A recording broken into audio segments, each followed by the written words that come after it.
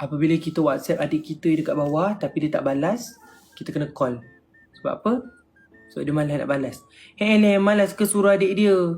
Wahidah, kalau kau duduk macam bilik aku ni dekat atas ni, lepas tu kau dah lah jadi pemalas.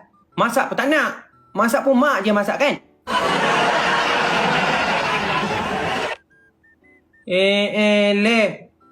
Banyak cakap.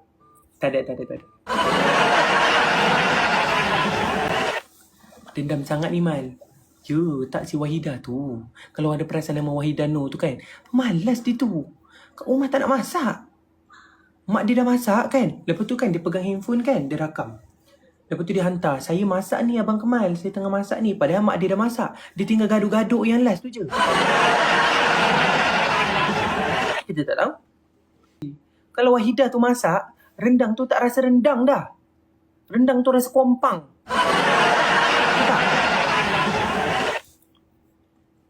Kerisik pun tak tahu mana satu kerisik.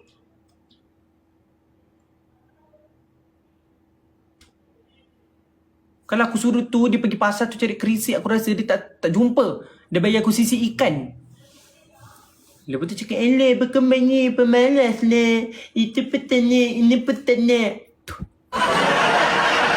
Saya tahu kerisik, okey? Wahidah, kau dah tanya mak kau, tak apa kau Google, lepas tu kau baru datang balik.